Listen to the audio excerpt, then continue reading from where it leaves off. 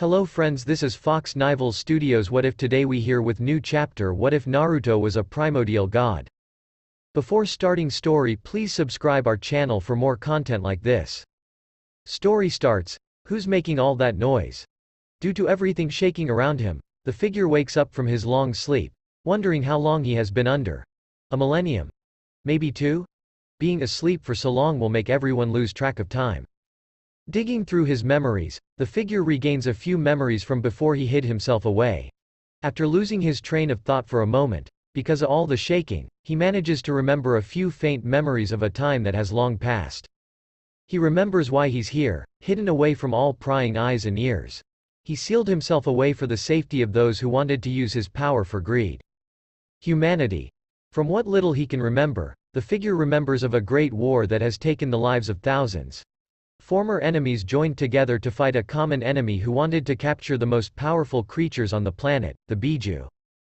The Biju were creatures of near limitless power, capable of destroying mountains and causing natural disasters with a swipe of one of their tails. On their own, they could take on armies and destroy countries. And the world's common enemy wanted to capture the 9 Biju and reunite them to form the most powerful and destructive creature known to man, the 10-tailed demon.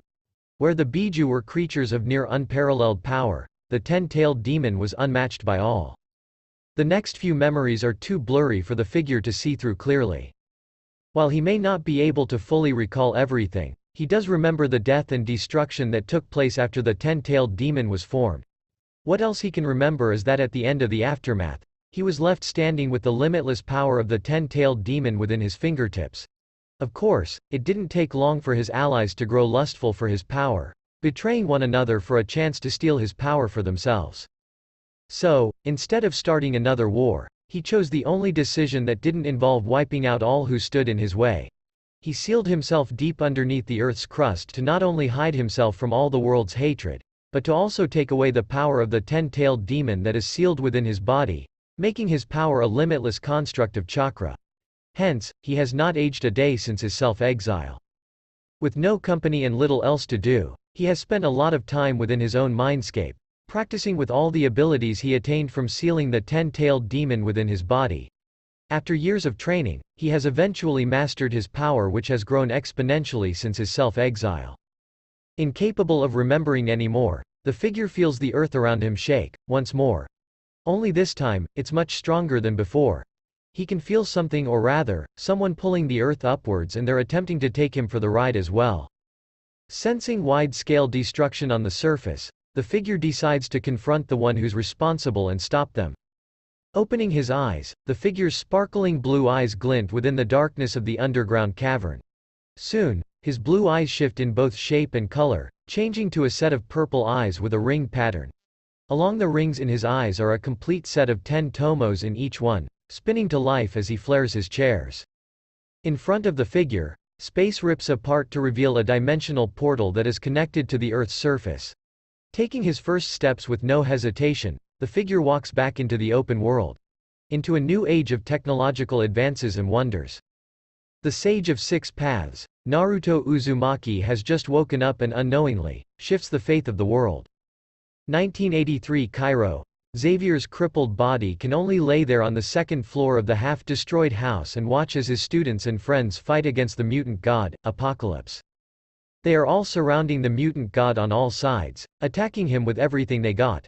Not only them, but a former member of Apocalypse's 4 Horsemen of the Apocalypse is attacking her former ally from the skies. From what he can recall, her name is Storm. In fact, it's Storm's contribution Thar's actually helping them to fight against the powerful being. If not for her arriving and firing bolts of lightning on Apocalypse, he would have teleported away from them. Still, even with Scott's optic beams, Storm's lightning and Eric's metal, Apocalypse remains standing. This is mostly because of the energy dome that he has surrounded himself in, incinerating anything that makes contact with it. As of right now, it's a battle of stamina between his students and the mutant god. Sadly, he can tell that they are starting to tire from constantly using their powers, while Apocalypse remains calm and disposed within his protective shield. Using his telepathy, Xavier fights Apocalypse within his mindscape, and for a moment, it seems that he can actually win the battle. That is until Apocalypse shows his true power by taking full control over the mindscape. As of now, Apocalypse enlarges his body and slams his own into the tile floor of his mindscape, which has taken the shape of his manor. What can they possibly do? Apocalypse is unbeatable in both the physical and mental world. What else can they do to defeat the mutant god? Xavier's thoughts linger on Jean and her inner power, but he banishes away those thoughts. While it may work, having two mutants with godlike powers fight each other will only end in more disaster. He can calculate that the best-case scenario would be that they all died and half of planet would be destroyed in the process. As he tries to think of another plan, Xavier's eyes widen in both the physical world and his mindscape. Just now, he has felt someone break into his mindscape. Impossible. Charles Xavier's mindscape. Charles isn't the only one who notices the appearance of another person entering the mindscape. His enlarged body turns to face one of the hallways that make up Charles Xavier's mind. In his large right hand is Xavier, who's struggling to break of his hold, and failing. At the end of the hallway, Apocalypse can see the person who has intruded on his business. Who are you? The intruder remains silent, merely staring at the mutant god with a calm and calculating gaze. From Xavier's position of hanging upside down in Apocalypse's hand, all he can see of the mysterious individual is that they have spiky white hair. He would try to get a better view, but he's a bit stuck at the moment. Apocalypse shows his distaste by frowning. Taking a step forward, the floor under the mutant's feet shatters like glass, along with the rest of the mindscape. The mutant god takes a step back, clearly not the one responsible for the sudden change. What used to be Xavier's manor is now a massive sewer with ankle-deep water and a massive golden gate, which makes Apocalypse's enlarged body look tiny in comparison. Whatever may lie behind those golden bars is unknown to Apocalypse, who can only see darkness. The intruder stands in front of the cage and across from Apocalypse, seemingly unaffected by the sudden change in scenery. "What is this?" demanded Apocalypse. With a flick of his wrist, Apocalypse throws Xavier away so he can keep his full attention on the unknown intruder. While he does not know the man's identity, he admits that he is powerful. Not many can take away his control within a mindscape, especially not so easily. Landing in the water face first, Xavier lifts his head out of the water and coughs, having swallowed some water by accident upon landing. With Apocalypse no longer holding him, Charles can now look over to see who the mysterious person is. Immediately, he notices the man's odd sense of style, recognizing his clothing to be a part of the Japanese culture. The man adorns a white kimono that stops over his knees, showing that he's wearing black baggy pants underneath. On his collar is a design of 6 black magatama, and unknown to Charles, there's also a design of a rinnegan on the back of the kimono. For footwear, the man has on a pair of black sandals. Looking over the man's appearance, Charles notices how young the man looks, appearing to be in his early 20s. On each of his cheeks are 3 black markings, giving off the impression that he has whiskers on his face. The mysterious man's pale skin almost blends with his pure white spiky hair, but his most noticeable feature is the man's set of horns. He almost misses them since they are hidden within the man's spiky white hair. Is he a mutant? If he is, he's no ordinary mutant, that's for sure. With his white clothing, calm expression and his powerful presence, he appears to be what mutantkind's version of God would be. While Charles doesn't want to believe it, the mysterious man looks to be a much better representation of a mutant god than Apocalypse. He can only hope that he's on their side. "I'll only ask one last time. Who are you?" asked Apocalypse, voice full of hostility for the mysterious man. Again, the man ignores Apocalypse's demand, although he does lift his right arm in front of himself. Pressing his middle finger against his thumb, the man snaps his fingers so loudly that the sound echoes off the walls of the sewer. The water surrounding the man ripples when he snaps his fingers, smoothing out the water across the sewer. Almost immediately, an insane amount of bloodlust fills the entire mindscape, putting an enormous pressure on everyone's shoulders. While he may not look it, Apocalypse is starting to strain underneath all the bloodlust in the mindscape. In all his 5,000 years of life, Apocalypse has never felt so much bloodlust before. It's taking all of his strength, just so he doesn't show the strain it's putting his body and mind through. While the bloodlust is very distracting, Apocalypse doesn't fail to notice that the origin of the bloodlust isn't coming from the unknown man but rather, whatever is inside the cage. While Apocalypse can remain on his feet, Xavier doesn't have that courtesy. The powerful mutant falls onto his rear, shaking like a leaf while barely able to keep both his consciousness and sanity as check. This bloodlust. it isn't human or mutant. Naruto frowns while he looks over the purple-skinned man in front of him, unaffected by the bloodlust. He can sense so much hatred within the giant, and honestly, it makes him feel disappointed in knowing that even after sealing himself away, there are still those who want nothing more than death and destruction. Even now, he can feel the emotions of those across Earth, and a majority of what he's sensing are negative emotions of all sorts. Even after my disappearance, humanity remains in turmoil, he muttered, somberly. Hatred isn't the only thing Naruto can sense within the giant. He can sense the man's abnormal power, and he's positive that it isn't chakra. It appears similar to yang chakra, yet different. Glancing over at the second occupant of the mindscape, Naruto smiles when he senses the lack of negative emotions within the man's soul.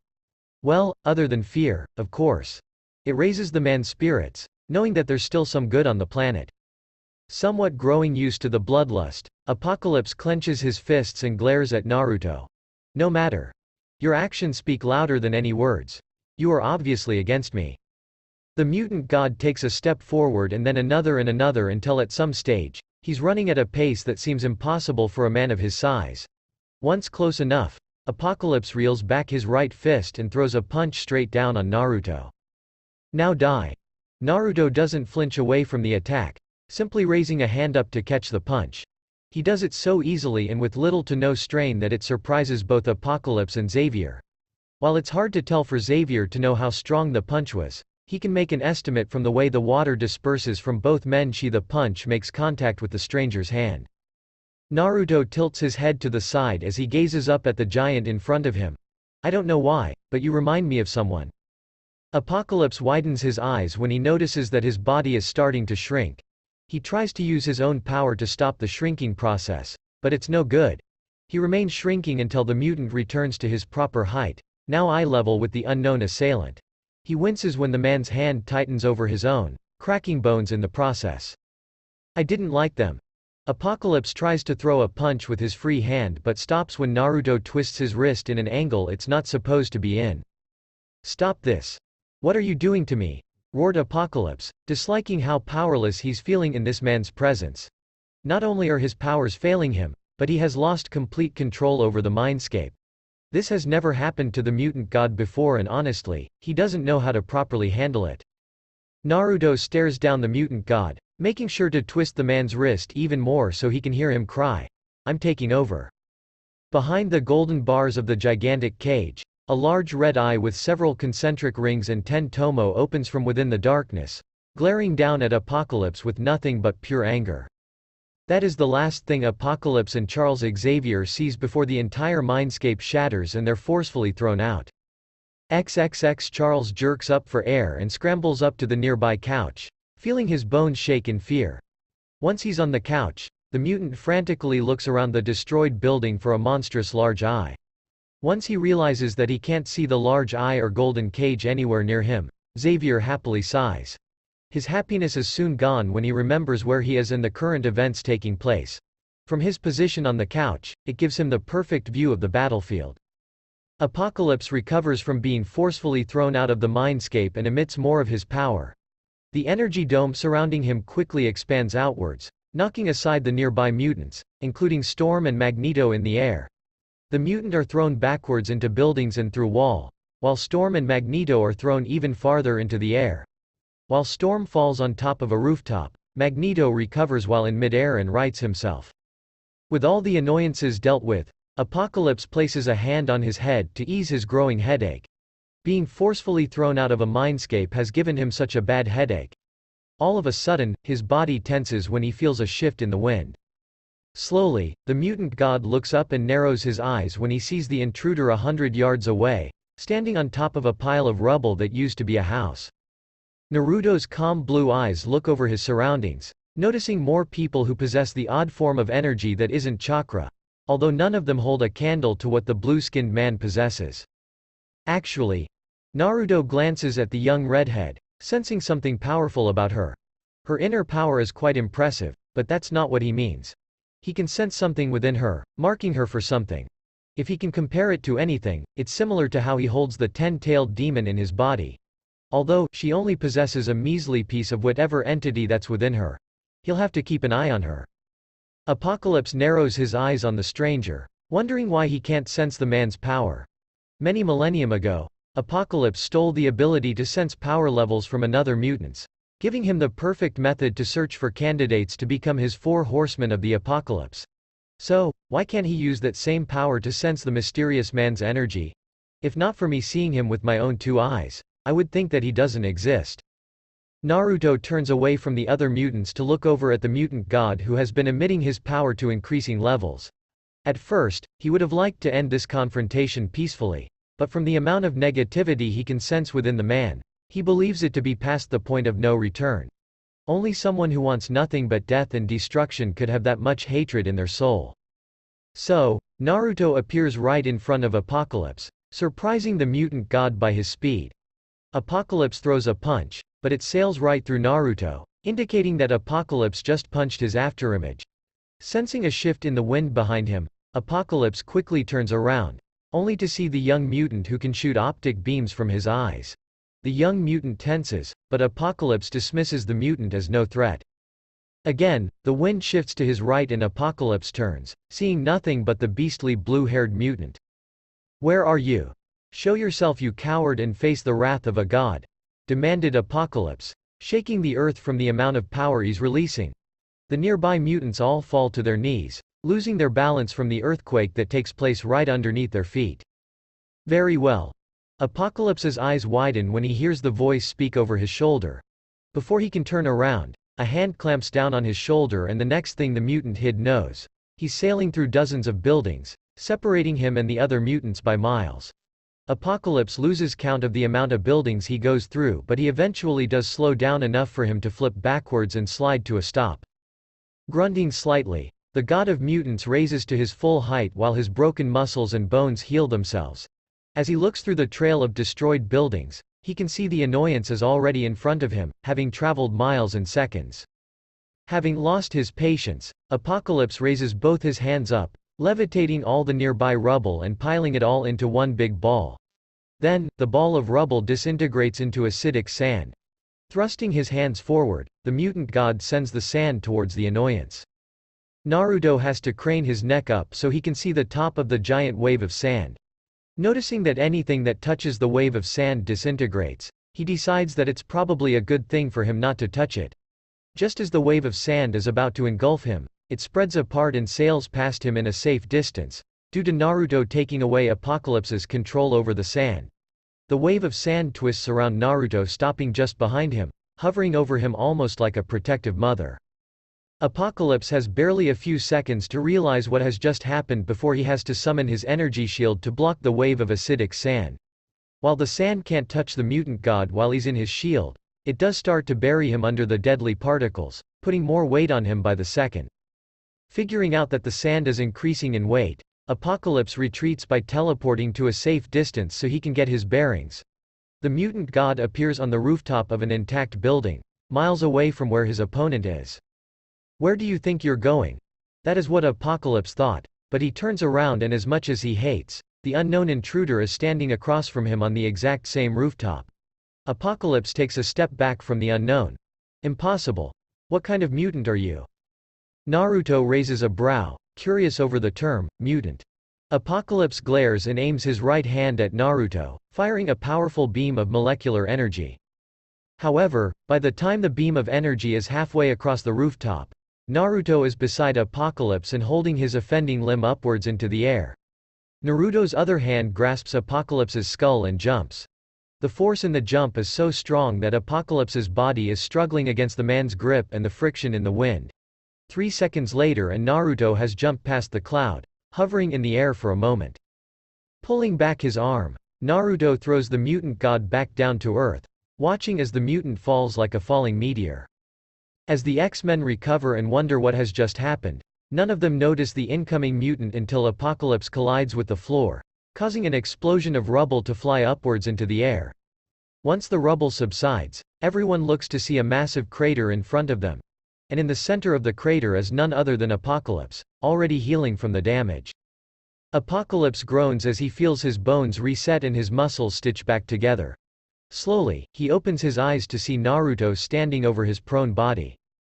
Naruto looks over the mutant god in curiosity, watching as his injuries heal almost instantly. Tell me, do all mutants possess instant regeneration or is it just you? It isn't like he's worried over fighting an immortal, since he knows several methods to dealing with them. However, as he watches the mutant's injuries heal, he sees an image of a white-haired man in a black cloak with red clouds designs.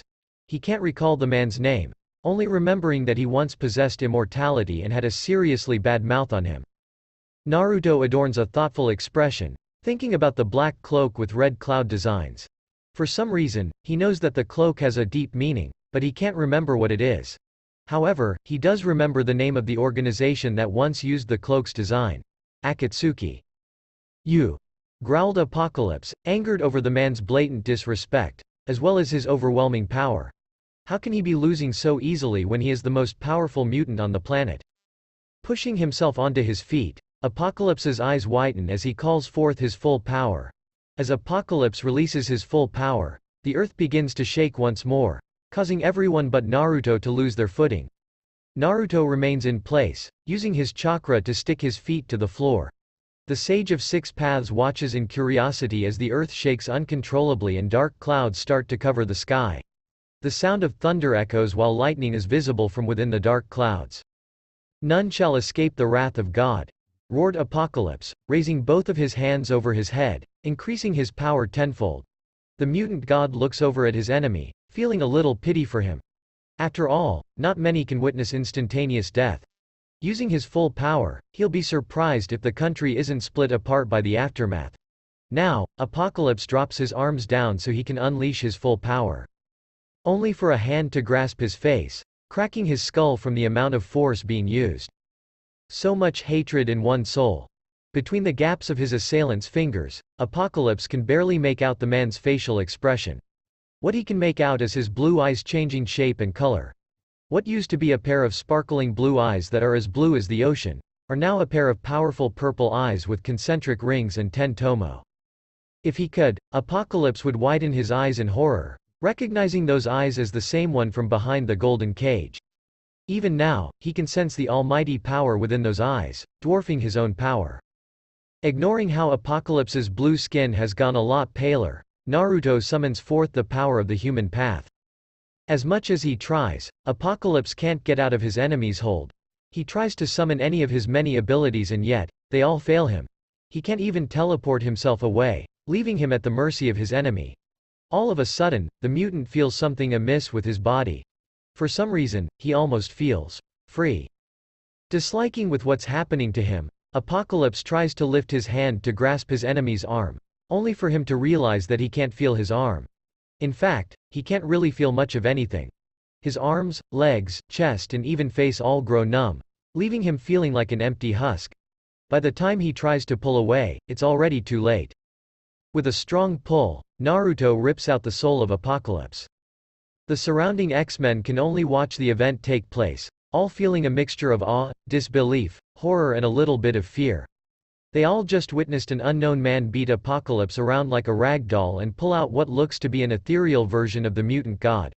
While they aren't sure what the white-haired man did, it's enough to finally put down the mutant god, shown by how the man lets go of Apocalypse's face, dropping the mutant onto his stomach with no sign of life. Slowly, Naruto starts to absorb the mutant's soul, including his memories. Once the absorption is complete, Naruto stands in silence as he watches all of Apocalypse's memories. He sees everything through the mutant's eyes, watching Apocalypse's birth, his rough adolescent life, his discovery of his mutant powers, his rise to power and even when Apocalypse's followers eventually betrayed him. Not only does Naruto learn about Apocalypse's life story, he learns about the world and what has happened to it since his disappearance. In his mind is every little piece of information that has passed for the last 2,000 years, giving the Sage of Six Paths an understanding of Earth's history. And he isn't happy with what he learns. While history only dates back past 2,000 years, most of it is filled with nothing but death and misery with humanity right in the center of it all. Apparently, chakra and the knowledge of it has faded throughout history, meaning that humans can no longer use it to cause death and destruction across the planet. Unfortunately, they have found new weapons to replace chakra and the Biju. Now, they use weapons and bombs to take away the lives of their fellow man. And for what? Resources? Ideology? Power? It appears to me that it will take more than my disappearance to make true peace come true, thought Naruto, glaring at nothing. While he may not notice, his glare has many of the surrounding mutants flinch or tense up. Maybe it's about time I take a more straightforward approach. Before he leaves, Naruto glances at the corpse of Apocalypse. He could prove to be useful. Violet flames erupts behind Apocalypse's corpse, startling many of the viewing mutants. Their surprise only increases when a large, white head pops out of the violet flames. The head is as large as a two-story house and has a set of Rinnegan as its eyes. Its closed mouth unzips itself and opens wide before three hand-like tentacles reach out of it and grabs Apocalypse's body. Naruto doesn't bat an eyelash as the King of Hell devours Apocalypse's corpse. Once its cargo is secure, the King of Hell retreats back into the violet flames before said flames disperse.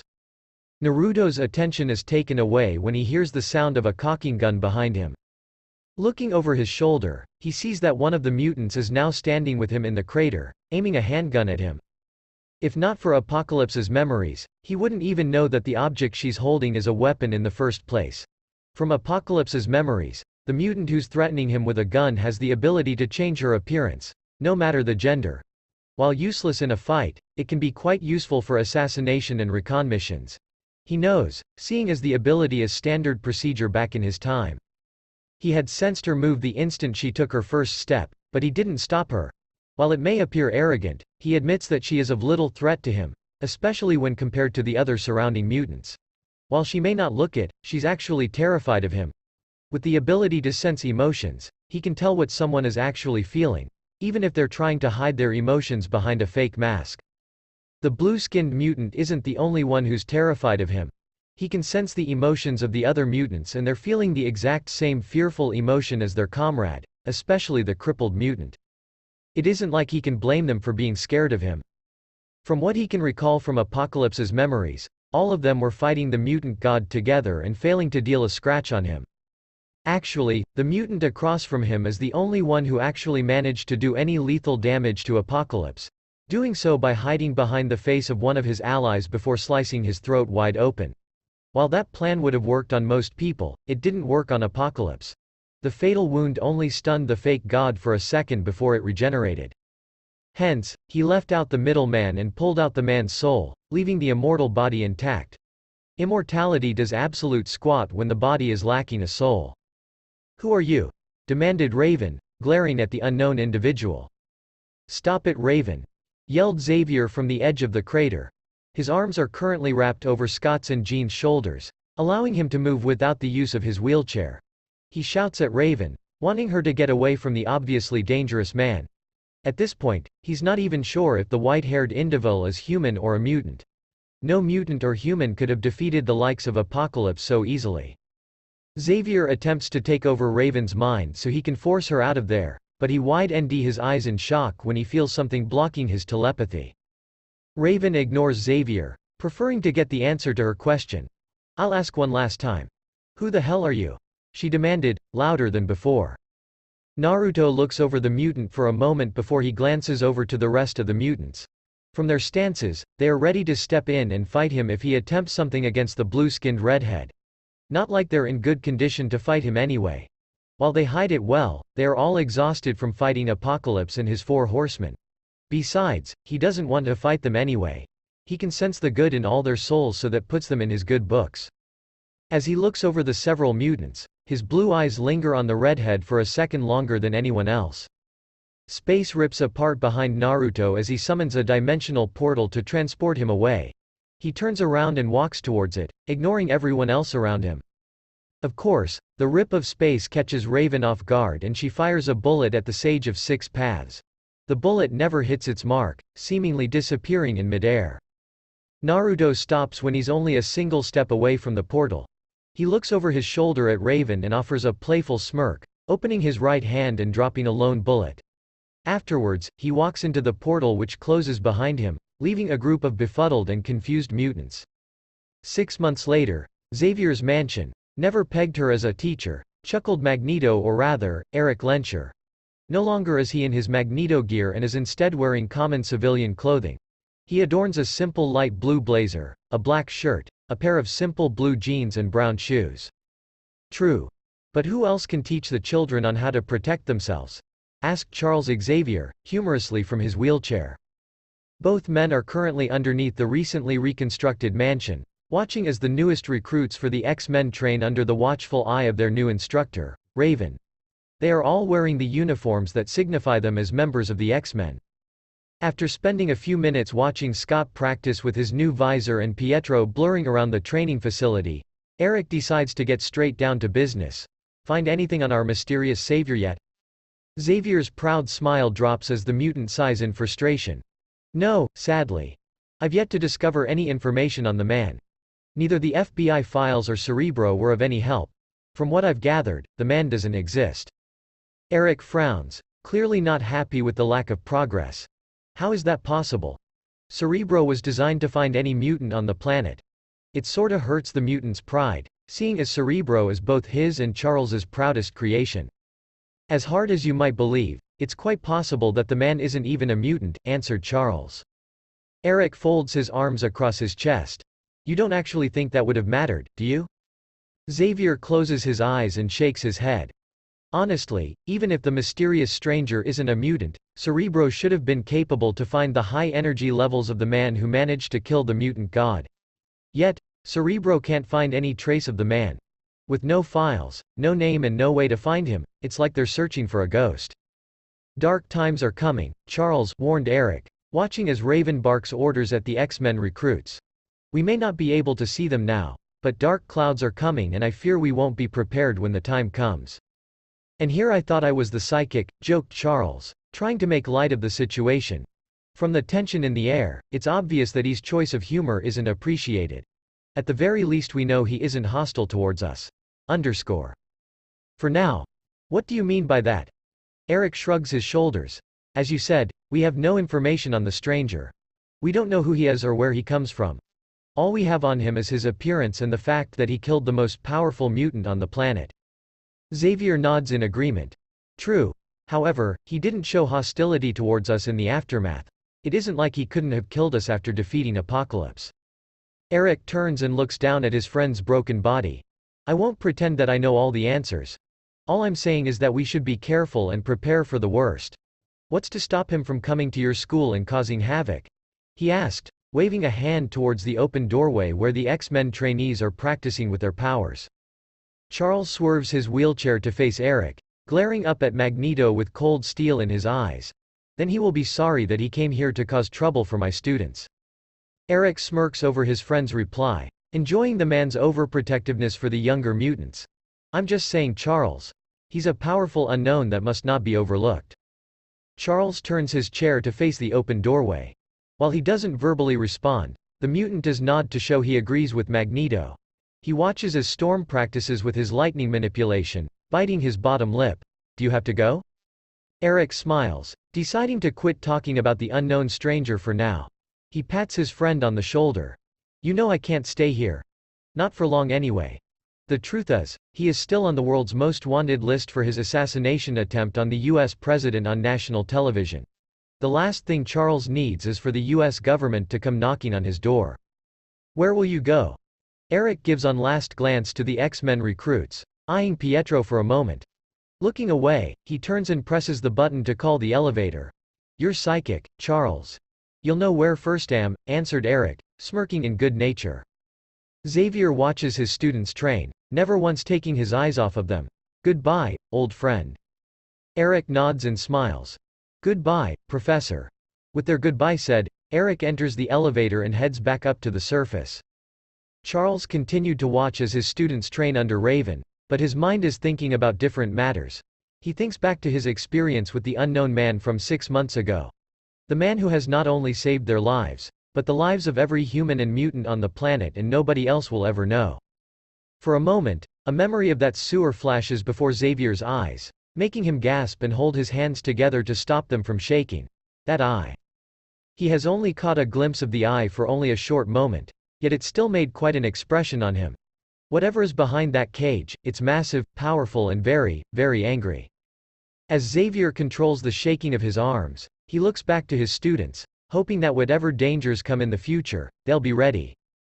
Years later, Gotham City, Many years have passed since the incident with Apocalypse, and the world has eventually recovered from the destruction caused by both Apocalypse and Magneto. Buildings have been rebuilt, bodies have been buried, and the world governments have taken back control of their countries. In the end, the planet seems to have been brought to a state of peace. Peace is only a temporary solution, thought Naruto, staring down at a warehouse as he hovers in the air. Over the years, Naruto has watched on as events pass by him, without ever aging. He has witnessed babies take their first breaths into life, as well as the elderly take their last on their deathbeds. He has also watched as villains wreak havoc across the planet while the heroes fail to protect the lives of innocents, due to their incompetence. Even after his sacrifice, Naruto has discovered that the planet remains to be the cornerstone of where evil lurks in every shadow. Across the planet, people continue to kill, rape and steal with smiles on their wretched faces. What's worse, evil has grown so out of control that it has given birth to those who have been labeled supervillains. They are labeled as such, because of them possessing either inhuman powers or special skills that make them a threat so large that regular police officers can't handle them. That's where the heroes step in, and where Naruto's disappointment continues. At first, Naruto is delighted to know that there are people out there who go out of their way to protect the innocent and fight the villains of the world. His delight soon fades when he takes a closer look in what the so-called heroes are actually doing. While the people believe that the heroes, such as the Justice League, are making a difference, Naruto sees the idiotic truth. The truth is, all the heroes are doing is continuing the cycle of death and destruction. A villain would go out of their way to take the lives of innocents for greedy and selfish reasons, while the heroes would swoop in and defeat said villain, supposedly avenging the people who have lost their lives. Yet, each of the heroes make the same mistake by allowing the villains to live and to be taken away by the authorities and put into prison. By doing so, many of the villains would soon find themselves back out on the streets, courtesy of a very good lawyer, bribery, or by a forceful escape. Once they're back out on the streets, they continue their killing spree, and so, the circle of death and destruction continues. While the heroes may think they're actually doing good by keeping the moral high ground and not killing, all they're really doing is adding to the body count. By not ending the pathetic lives of the villains, they're as accountable to the lives lost as the villains. If the Justice League won't spill the necessary blood, he will have to do it himself. After all, the villains can't take away innocent lives if they're dead. However, even with his godlike powers, Naruto knows that it'll take more than him to actually spread his influence. That's why he will reform a long-lost group that once brought fear and terror to the planet during his own time. The Akatsuki. And what better way to spread fear to the criminal underworld than by killing one of the biggest villains? Tonight, the Clown Prince of Crime dies. From his position in the air, Naruto can count 4 of Joker's goons on the rooftop of the warehouse, all handling an assault rifle each and keeping watch for anyone who might want to bring the Joker to justice. In other words, they are looking out for Batman. Many times, Naruto has watched Batman take down men like the 4 goons in half a minute. For the likes of Naruto, it took him half a second to kill all 4 men. While invisible to the naked eye, a thin, but powerful bolt of lightning bounces off the skulls of each of the 4 men, frying their brains and killing them instantly while Naruto calmly floats down to the rooftop. Slowly, he walks to an open window on the roof and jumps through it, landing on an overhanging catwalk and doing so without making any sound whatsoever. The first thing the Sage of Six Paths notices is how annoyingly colorful the room is. Colors ranging from the brightest of colors has been painted across the walls with no actual pattern to it. To add to the warehouse's bright colors, colorful toys litter the floor, ranging from tiny robots to 7-foot teddy bears. The innocence of the toys are lost to him when he sees the few boxes of weaponry beside them, as well as the pacing and obviously angry Joker. Glancing around the warehouse, Naruto sees that the Joker has 5 hired goons at his disposal, with each one dressed as oddly as the room itself. Where one is dressed like a teddy bear, another can be found dressed in a cheap costume of Batman. "That stupidly idiotic woman!" yelled the Joker, kicking aside a nearby teddy bear. Wisely, the goons remains quiet and pray that their boss doesn't ease his stress on them. The last time someone smart-mouthed the Joker, he ended up in a barrel of acid and shipped off to who knows where. "That bitch just couldn't stop herself from getting caught. Again. She best pray that she rots in her cell before I get my hands on her," growled the Joker while making clenching motions with his hands. Just under 24 hours, he and Harley have been cruising around the streets of Gotham for a joyride, causing a few bits of mayhem at the same time. And as per usual, Batman shows up to ruin their fun. With his own great sense of humor, Joker found it funny to drive the car into the nearby canal to get Batman off his trail. That's just before Harley started bitching about not being able to swim. Now, she's back in Arkham and he's one woman down for his next bank job. One of Joker's more braver goons steps forward. "Should I make a few calls and get her out, boss?" "Don't you fucking think about it," raved the Joker, disturbing the goon by getting into his personal space. Quickly, Joker's glare changed to a smirk when he notices his goon's nervousness. "What's wrong with you?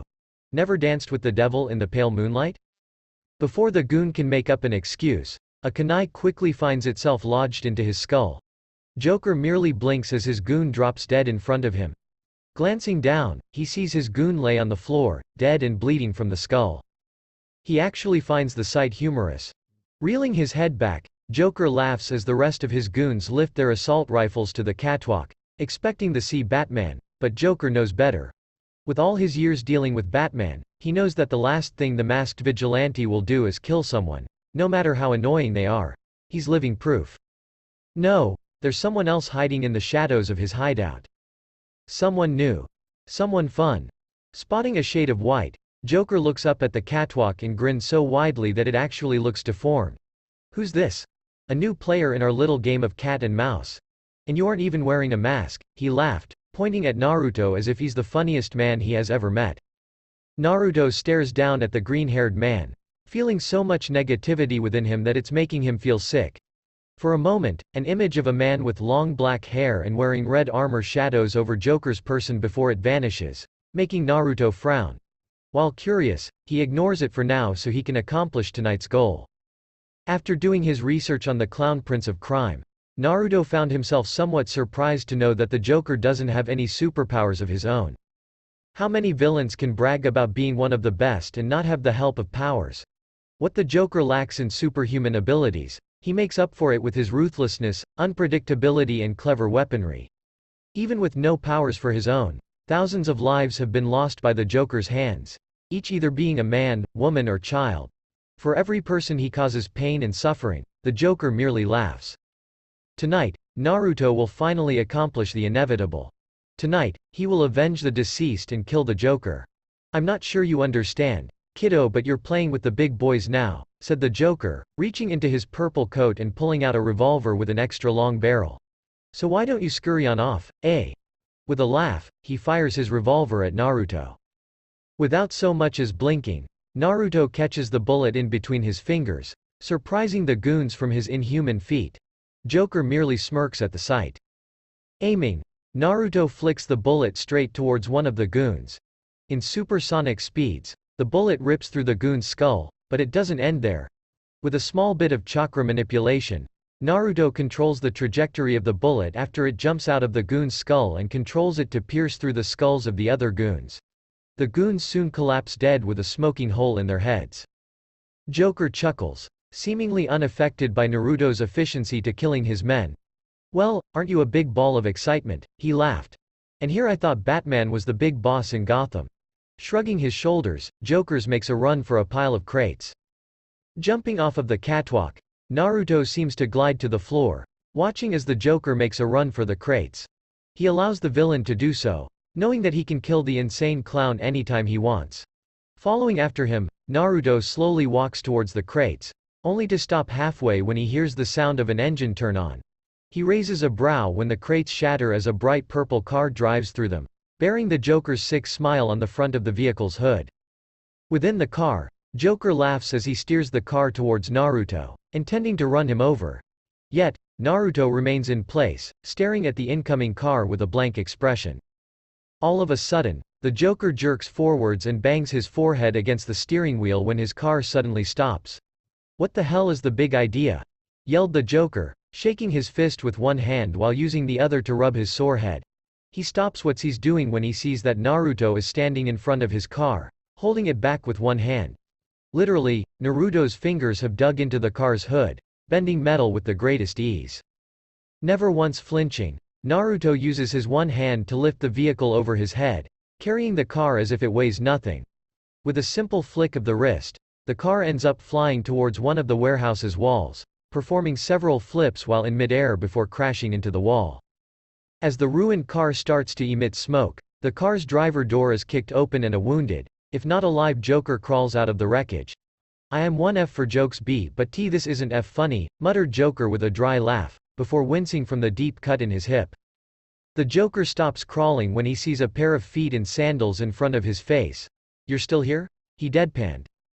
Naruto doesn't reply, preferring to grab the Joker roughly by his neck and hoist him up with his feet dangling in the air. Activating his Rinne Sharingan, Naruto summons the King of Hell behind him, much to the surprise of the Joker. The King of Hell opens his mouth wide open and a tentacle-like appendage shoots out and grabs the Joker's tongue. No sooner does the appendage grab the Joker's tongue than it starts to pull at it. The Joker must have found something funny about it because he starts to laugh, even as the King of Hell painfully pulls at his tongue. Not long after, the Joker's insane laughter goes silent once the King of Hell pulls out his tongue, ending the life of the clown prince of crime. Now that is done and over with. Turning away from the sight of the King of Hell devouring the Joker's corpse, Naruto walks towards one of the warehouse's undamaged walls to mark the start of change. XXX Batman hums to himself as he looks over the odd symbol that has been etched into one of the walls in the warehouse. A cloud? Could be a symbol or someone sending a message. "I'll have Barbara look into it," he thought, taking pictures of the large cloud symbol with the hidden camera in his mask. Behind him, Bruce can hear the police and medical personnel talk with each other with some wondering what happened. Just from a glance of the decorations, Bruce can make an experienced guess that the warehouse was recently used as a hideout for the Joker. Nobody else, but the Joker has the disturbing sense of humor to fill a warehouse with colorful toys and dangerous weapons. However, it's obvious someone else knew about this as well. He has already recognized the corpses to be former goons of the Joker. That isn't too odd, due to the Joker having the tendency to kill a few of his own men when bored. But what's odd is that the men were killed in strange ways.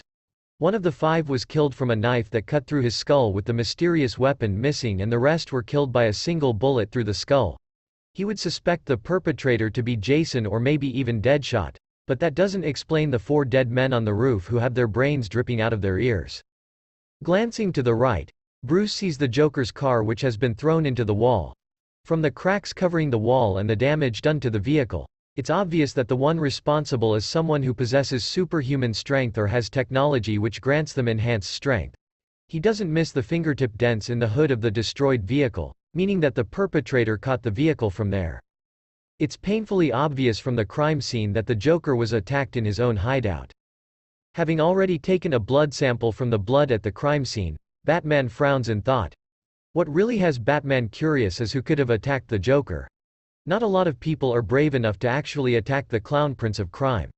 Whoever does so tend to regret it almost immediately. But from the wreckage, dead bodies and bloodstains, whoever did this is sending a message. They aren't afraid. With another hum, Batman turns and heads back to inform the League with what happened. While there, he can inform Barbara about the cloud symbol so she can start her search on it, as well as look over the blood sample he found. XXX, there you are. On top of one of Gotham's many skyscrapers, one of the city's most well-known characters can be found. Red Hood tilts his sniper rifle slightly to the left so he can keep his scope on his target, who goes by the name, Big Daddy. Obviously, he could have searched for the crime boss's real name, but that would only cost him money and time. To be honest, him knowing the man's real name wouldn't change his fate. Big Daddy is known in the underworld as an upstart crime boss who is starting to lead the underground slave trade. He is the reason why young women have been taken away from their families and friends, so they can be drugged up and sold into sexual slavery for whoever has the wealth and lack of morals to do so. Of course, being in such a business quickly gained him the attention of the former boy wonder, who is currently watching Big Daddy walk through the hallway of a skyscraper's 30th floor, directly across from the rooftop he's currently standing on. Jason narrows his eyes as he watches the large man, who is wearing an expensive-looking white suit that's straining from his large stomach. As expected of someone in his line of work, Big Daddy has 4 muscular men in black suits surrounding him on all sides, protecting their employer from any threat that may get in their way. Sadly for them, they can't protect their boss from Red Hood. After making sure that his aim is right and that the wind is light, Red Hood pulls the trigger and watched as his bullet pierces through the glass window pane before drilling a lovely hole through the temple of Big Daddy's skull. Nice shot. Without even turning to see who that voice belongs to, Red Hood drops his sniper rifle and rolls away, already firing at the direction of the voice with his dual pistols. Foul bullets are shot and none of them manage to hit its intended target. Heart, lungs and brain. Impressive accuracy. If I was anyone else, I'd be dead instantly, said Naruto, smiling as the bullets hover in front of him, harmlessly. A second later, the 4 bullets drop to the floor, surprising Red Hood. While caught off guard, Jason isn't known to quit so easily. Narrowing his eyes, he empties the rest of the clips in his pistols with each shot stopping in front of Naruto, hovering in the air. Enough of that. Without so much as a twitch, Naruto uses magnet release to pull Jason's guns out of his hands. As they float beside Naruto, the weapons crush themselves into 2 separate balls of useless metal before dropping to the floor. This does little to discourage Red Hood, who pulls out a large combat knife from the back of his pants and charges at Naruto. Thrusting the knife to Naruto's stomach, Jason finds himself even more surprised when the knife bends inwards before it can stab into flesh. Somersaulting away, Jason looks over his ruined knife and scowls under his mask. His knife has been specifically made by him to cut through Batman's wires, which can hold back the likes of Bane. Now it's a useless pile of metal. Throwing away his knife, Red Hood gets into a fighting stance. Whatever he's doing, it's related to metals, he thought, believing that is why his bullets and knife was ineffective against the man. Running towards him, Jason swings his leg high and aims for the man's temple.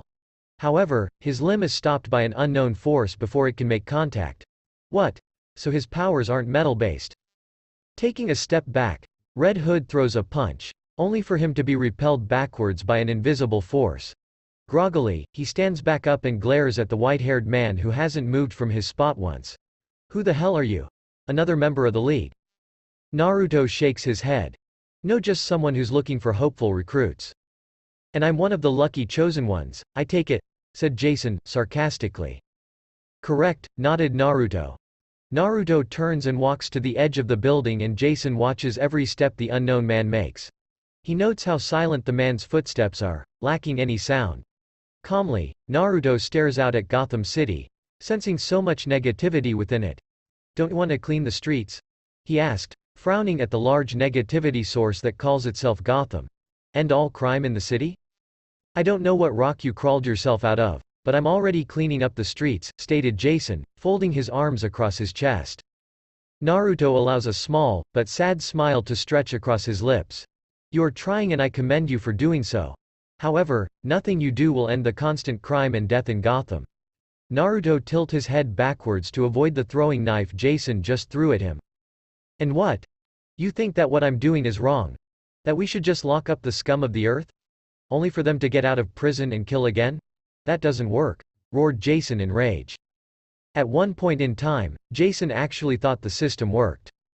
That was a time where he wasn't the infamous Red Hood and instead, Robin. As Robin, he worked with Bruce to take down the many criminals and villains that litter the streets of Gotham, and in his naivety, he allowed them to walk away, alive. It's only after his death by the Joker's hand that he realizes the truth in the system. And the truth is that the system doesn't work. After all, if Bruce just killed off the Joker before he became such a household name, he wouldn't have lost his own life. Naruto faces Red Hood and smiles. And I agree. Naruto doesn't need to see under Jason's mask to know that he's looking at him, quizzically. You have taken over most of the gangs in Gotham so you can control crime on the inside. Whoever doesn't follow your orders, you kill without question. You kill villains and criminals whenever you get the chance. I like that. Jason narrows his eyes. Then I take it you aren't with the Justice League. He says it as more of a statement than a question. Every member of the Justice League is as naive as he used to be, and so, they wouldn't talk about killing the scum of Earth so easily. Naruto smirks in amusement. If I was a member of the League, would I not try to stop you? After all, I did just see you kill a man, he said, looking over at the skyscraper where Big Daddy's corpse remains. True, muttered Jason in agreement. While he isn't willing to get violent, Jason makes sure to keep his guard up around the man. Something that Naruto inwardly applauds him for. But how do I know you aren't just talking big? How about I just show you? Before Jason can ask what he means by that, Naruto's Rinne Sharingan eyes blare to life. Violet flames erupt behind him as the King of Hell rises from the fire. Red Hood takes a step back, ready to jump of the building if he sees any act of aggression. Naruto steps to the side as the King of Hell spits out a large object from of its mouth. Said object slides in front of Jason, who looks down at it and widens his eyes in awe at the sight. Lying by his feet, dead as a doorbell, is none other than the Joker. "No way!" gasped Jason in disbelief before he looks back up at Naruto. The man who has somehow managed to do what he has constantly failed at and killed the Joker. "Who in the hell are you?" "Just a simple man who wants to change the world for the better." "Simple my ass," thought Jason. "No simple man could kill the likes of the Joker. This group of yours. What is it called?" "Akatsuki. Not a name I would pick out, but whatever," shrugged Red Hood. "And there are others who share our ideology." "No." Naruto looks back out to face the city. Batman may think he's doing the city a favor, but all he's doing is putting fuel into the fire. Families are destroyed every day because he refuses to kill those who are responsible. Now with the Joker dead, he can no longer continue his reign of death in Gotham, forever saving the lives of his future victims. And he's just a stepping stone. But I can convince them otherwise. Red Hood slowly nods and takes a spot beside Naruto, folding his arms across his chest. "So, when do we start?" Overhead the unsuspecting city, the Akatsuki have been reformed. "Where are we?" gasped Red Hood as he looks around the new scenery of plant life. 1 second, he's standing on top of a building in the middle of Gotham City, and the next, he's in what looks like an underground cave with wide fields of grass and a gentle river that splits down the middle of it. The source of the river is a large waterfall that is pouring down a hole from the ceiling of the cave, which is also the only source of sunlight. "It wasn't sunny at Gotham the last time I checked," thought Red Hood, remembering that it was the middle of the night just a second ago. "This will be the hideout for the Akatsuki. At least, and officially.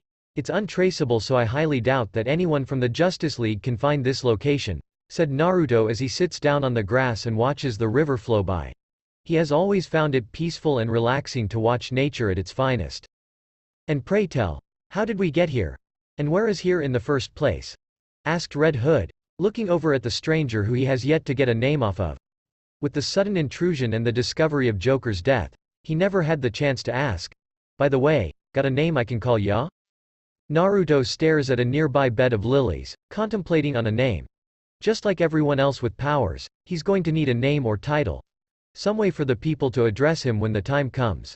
"I'm Sage." Red Hood raises a brow from underneath his mask. "That's it? No overdramatic name like Superman or the Green Lantern?" Naruto turns to look at Red Hood from over his shoulder. "I was gonna, but Red Hood was taken." The sarcasm pouring out of Naruto's tone could literally drown the former boy wonder. "Touché." Red Hood snaps his fingers before eventually taking a seat on a nearby boulder. "You still haven't told me where we are and how we got here." "For where we are, we're in my own personal dimension. Away from all prying eyes and open ears," simply said Naruto. Red Hood stares at Naruto with a hint of disbelief.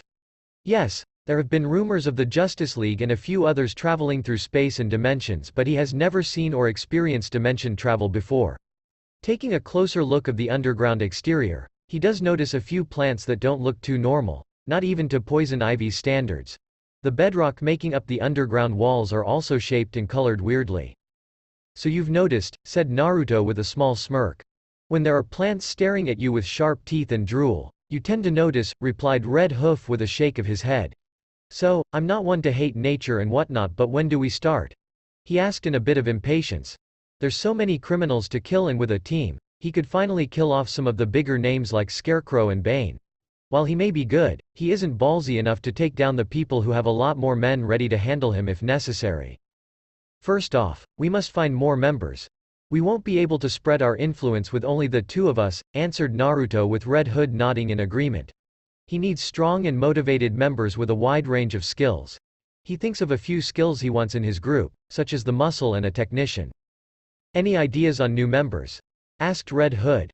Naruto hums to himself over the thought of who he should recruit. He has a few names on the list from a few rumors he has been hearing, and it just so happens that a majority of them are occupying the most secure prison in Gotham City. "I have a few ideas. While I'm out recruiting, you can stay here and get to know the layout. I shouldn't be long anyway." Before Red Hood can argue, Naruto vanishes from sight and disappears from the dimension altogether in search for recruits to join the Akatsuki. "Jackass," muttered Red Hood as he folds his arms. With nothing else to do until his ride out of wherever he is comes back, the former apprentice of Batman gets up from the boulder and heads out to look around, although he makes sure to stand clear of the violet plants that are still eyeing him with hungry look. Gotham City, Arkham Asylum. Floating overhead of the infamous prison rehabilitation clinic is Naruto. Keeping him afloat in midair are 6 truth-seeking balls that are floating behind him. Usually, he would have been seen by someone since a man in the air always grabs attention, but with it being the middle of the night, the cloak of darkness shields him from any prying eyes. With the Rinne Sharingan activated, he uses his powerful eyes to scan the layout of Arkham Asylum to see if there's anything that might hinder his progress for finding recruits for the Akatsuki. Watch towers surround the corners of the prison with a 30-foot wall separating them. Automatic turrets with mounted spotlights scan the courtyard of Arkham from the towers. Looking through the walls, Naruto quickly counts 50 guards with only half of them possessing heavy armor and weapons.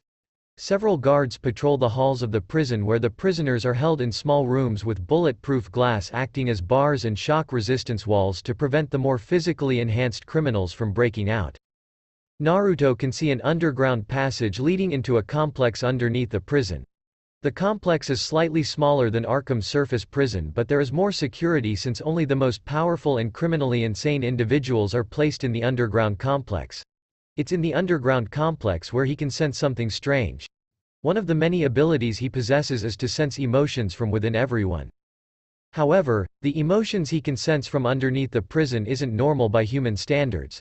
To be honest, he has never felt these emotions before. Not in such rapid and random patterns anyway. While he can feel the anger, sadness, grief and boredom from the other prisoners, someone doesn't seem to know what they're feeling. For 1 second, he can feel a burning anger until it changes to the worst sort of sadness before changing into bubbly joy. Well, that's a new one, thought Naruto, unsure but curious over the phenomenon. Without the need of a hand sign, a shadow clone appears into reality beside him without so much as a whisper of smoke. The shadow clone vanishes from sight due to using Jonin-level speed as it heads off to do its job. For a split second, Naruto considers to just go and kill the criminals that are currently resting in Arkham but quickly decides against it. If he wants to change the world for the better, he needs the support of the people. Just showing up and slaughtering the villains won't exactly impress the populace, no matter how evil the villains are. He needs to start it slow while getting the support from the population away from the Justice League and with the Akatsuki. Besides, they'll be dead soon enough. With the layout memorized, Naruto opens a dimension portal beside him and floats in it to find himself in Arkham's laundry room. He drops to the floor and calmly walks to the wall, beside the door.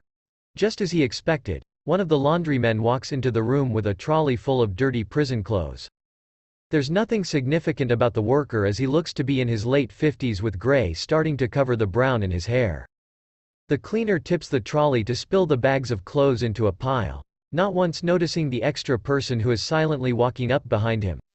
After filling the trolley with bags of clean clothes, the cleaner turns around and the first thing he sees is a pair of purple ringed eyes with tomos before falling into blissful unconsciousness, due to a small genjutsu. Before the cleaner can hit the floor, Naruto grabs him by the back of his collar and drags him to the corner of the room and places him behind one of the many washing machines. He even piles bags of dirty clothes on the cleaner to keep him out of sight.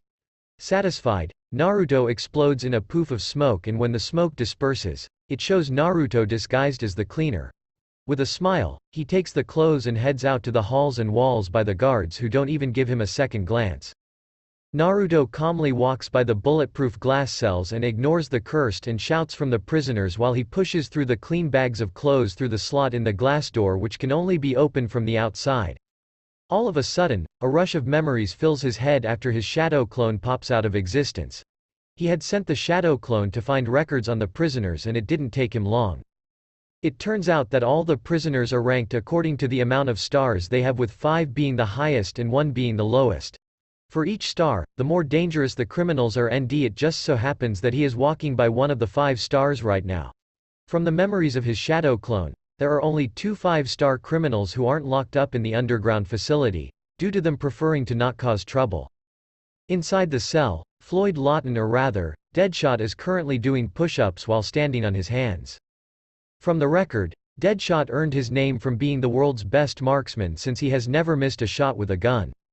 It is said that he has mastered the use of every gun there is, from the smallest pistol to the heaviest rocket launcher. He is also an expert with hand-to-hand combat, as it is said that the has faced off against Batman several times in his career. While he isn't as destructive as the other criminals in Arkham Asylum, he isn't one to be underestimated, as he is also known as the second best mercenary in the world, just before Deathstroke. Having a marksman can be quite handy for the more unique moments. The disguised Jinchuriki stops by the cell while Floyd flips to his feet and walks towards the glass door. "Hey Frank, how's the missus?" asked Floyd while he uses the bottom of his prison shirt to wipe the sweat from his forehead. "You know, same ol', replied Naruto with a smile before he opens the slot and passes the bag of clothes into the cell. To his surprise, Floyd suddenly grabs his arm in a tight grab with one hand while his other presses a shiv to his wrist. "Your first mistake was actually speaking to me. If you did your homework, you would know that none of the cleaners would try to look at me in the eye. You would also know that his name isn't Frank. So how about we ignore the chitter-chatter and tell me who hired you?" Floyd presses the shiv deep enough to pierce skin but enough to rest against a vein. Naruto doesn't flinch against the small knife but is inwardly impressed with now he was caught. "Impressive. Nobody else didn't even bat an eyelash at my disguise. My eyes are sharper than most people's when in my type of work. You still didn't tell me who hired you, so if you want to leave with most of your blood I'd be telling." "Nobody hired me." From the slight pressure into his wrist, it's clear that Floyd doesn't believe him. "In fact, you could say I want to hire you." Floyd raises a brow in amusement. "Hire me? I don't think you can afford me. I think I can tempt you, but not until you let go of my hand. Don't want any guards to get suspicious and interrupt us." He can think of 6 different ways to easily get back his hand, but all require some form of violence that he can't show off if he wants to recruit him. Floyd makes a thinking expression for a whole minute before he eventually lets go. "I'm currently recruiting members for my group." "Congratulations, you made the cut," said Naruto with a smirk. Floyd looks at the disguised Jinchuriki like as if he is insane. "You're insane. You broke into Arkham just to find recruits. The same place they keep the biggest baddies of us all?" "The best place to recruit in my opinion." Floyd gives him a skeptical look. "Can't argue with you there, but why should I give a damn on joining some gang?" Naruto took offense to that as his eyes sharpen, which surprises Floyd, but he doesn't show it. "The Akatsuki are no simple gang. We are a revolution. The Akatsuki will be the ones to finish what the Justice League started." "Justice League? So you want to play with the big leagues?" asked Deadshot in humor. "Remind me again, what are the Justice League not doing?" "The execution of all villains." All of a sudden, a cold chill washes through Floyd's bones. It's even starting to get harder to breathe for him while sweat that wasn't from his exercises is dripping off of him. What the hell is going on?" thought Floyd, feeling his heart rate increase tenfold. "That reminds me, I've checked your record. Seems you've done quite a few bad things in your life, Mr. Deadshot." Floyd finds an invisible pressure suddenly bring him down to his knees, but as much as he tries to fight against it, it only seems to get heavier. What did you want?" asked Floyd through his gritted teeth. Naruto glares down at the man who has done a lot more bad than good in his life. "I want for the world to change and you're gonna help me to do it. Thank you for watching videos and don't forget to subscribe channel now. We are meet with another chapter, so bye guys."